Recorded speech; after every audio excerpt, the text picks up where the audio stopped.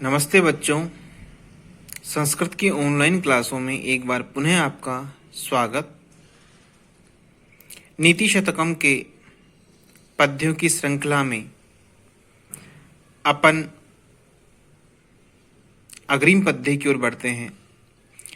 इस पद्य में भर्तृहरि जी ने विद्या को एक ऐसा धन बताया है, एक ऐसा गुप्त खजाना बताया है जो कभी नष्ट नहीं होता, और राजाओं को और बड़े बड़े अधिकारी लोगों को ये परामर्श दिया है कि आप विद्वानों से ईर्ष्या करना बंद कर दें।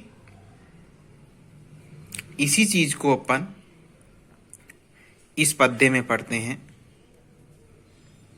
इसमें बच्चों शार्दूल विकीर्तम छंद है, तो चलिए इसका उच्चारण करते हैं।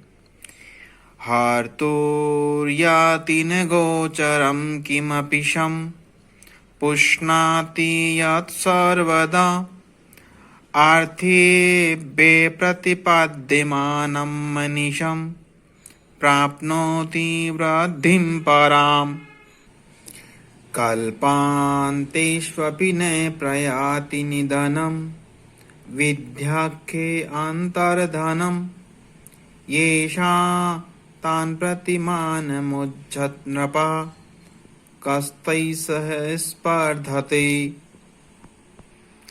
इसका अन्वय देखिए। यत् विद्याख्यम धनम हर्तुः गोचरम न याति सर्वदा किमपि शं पुष्णाति आर्थिभ्यः अनिशं प्रतिपाद्यमानं परां वृद्धिं प्राप्नोति कल्पान्तेषु अपि निधनं न प्रयाति तत् विद्याख्यम अंतर्धनम येषां तान् प्रति हे नृपा मानम उज्झत कः तै सह स्पर्धते। इसका अन्वय देख, इसका शब्दशः अर्थ देखिए बच्चों। विद्याख्यम यानी विद्यारूपी या विद्या नाम वाला, यत यानी जो, अंतर्धनम जो गुप्त खजाना है, जो गुप्त धन है, जो कि हर्तुहु चुराने वालों को, गोचरम न याति दिखाई नहीं पड़ता, दिखाई नहीं देता। कहने का तात्पर्य यह है कि विद्यारूपी जो धन है वो ऐसा धन है जिसको चोर चुरा नहीं सकते, और सर्वदा हमेशा किमपि कुछ ऐसी ही अकथनीय शम यानी शांति को, पुष्णाति बढ़ाता है, और अनिशम यानी दिन रात आर्थिभ्यः जिज्ञासुओं को, विद्यार्थियों को, प्रतिपाद्यमानम अपि देते रहने पर भी, उनको बांटते रहने पर भी, पराम उत्तरोत्तर अधिकाधिक,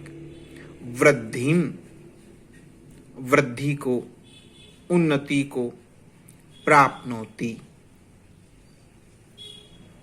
बढ़ता है, और कल्पांतेष्वपि प्रलय के समय भी, सृष्टि के विनाश के समय भी जो निधनम नष्ट न प्रयाति नहीं होता, नृपाः, हे राजाओं, हे समर्थ पुरुषों, ये शाम यानी जिन मनुष्यों के पास ऐसा विद्यारूपी धन है, तान प्रति, उन विद्वानों के प्रति, मानम, अपने घमंड को, उज्झतः, छोड़ दीजिए, क्योंकि कह यानी कौन, तैस है, उनके साथ, स्पर्धते, स्पर्धा कर सकता है। अर्थात विद्यारूपी गुप्त धन जो कि चुराने वाले को दिखाई नहीं देता,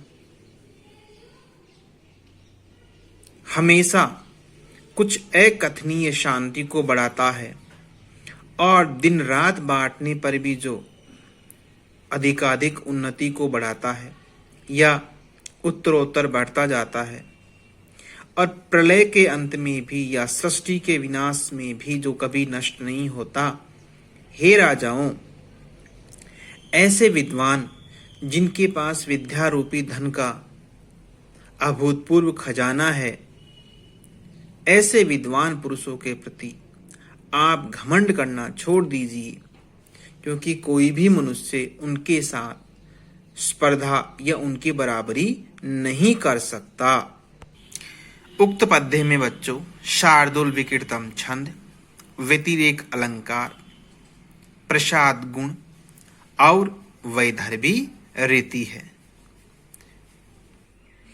इसी श्रृंखला में हम अगले पद्य की ओर बढ़ते हैं।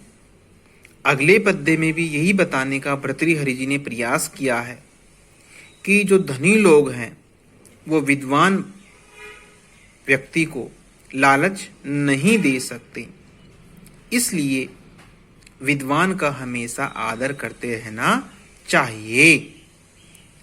जो ये पद्य है इसमें बच्चों मालिनी छंद है, तो चलिए इसका उच्चारण करते हैं। अधिगत परमार्थान् पंडितान् मामवस्था, स्तरणमिव लघुलक्ष्मीर्नैव तान् संरुन्धि, अभिनवमदलेखा श्यामगण्डस्थलानां, न भवति विषतन्तुर्वारणं वारणानाम्। इसका अन्वय देखिए बच्चों। अधिगत परमार्थान पंडितान माम अवस्था अवमंस्था, तृणम इव लघुलक्ष्मी तान नैव संरुन्धि, विषतंतोः अभिनवमदलेखाश्याम गंडस्थलानां वारणम न भवति। अब इसका शब्द से अर्थ देखिए। परमार्थान यानी परम तत्व को, ब्रह्म ज्ञान को अधिगत भली भांति समझने वाले, पंडितान विद्वान पुरुषों का, मां अवमंस्था तिरस्कार मत कीजिए, लघु यानी तुच्छ,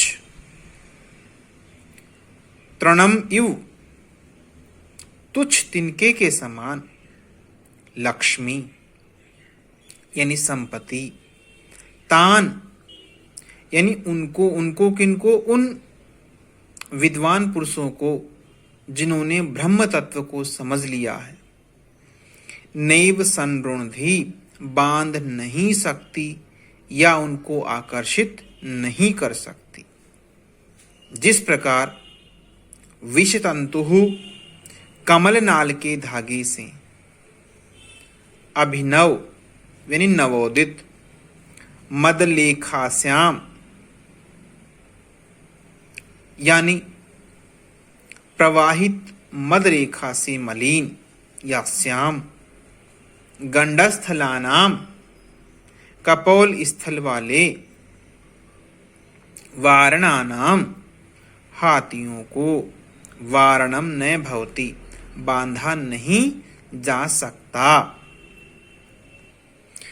अर्थात भर्तृहरि जी इस पद्य के माध्यम से ये बता रहे हैं कि परम तत्व को भली भांति जानने वाले ज्ञानी पुरुषों का हमें कभी भी अपमान या तिरस्कार नहीं करना चाहिए, बल्कि उनका जितना ज्यादा हो सके हमें आदर सत्कार करना चाहिए, क्योंकि तुच्छ तिनके के समान संपत्ति उन्हें मोहित नहीं कर सकती। अर्थात उन्हें रुपए पैसों का लालच हम नहीं दे सकते।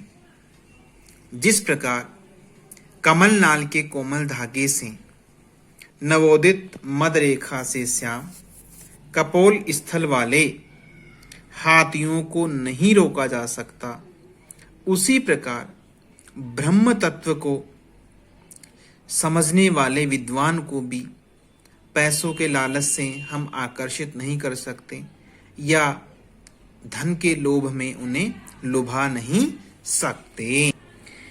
इसलिए हमें उनका सदा सम्मान करते रहना चाहिए। प्रिय विद्यार्थियों, उक्त पद्य में मालिनी छंद है, जिसका लक्षण आपके सामने है। नैनमय ययुतेयं मालिनी भोगिलोकैः। उपमा और दृष्टांत अलंकार है। प्रसाद गुण और वैदर्भी रीति इस पद्य में है।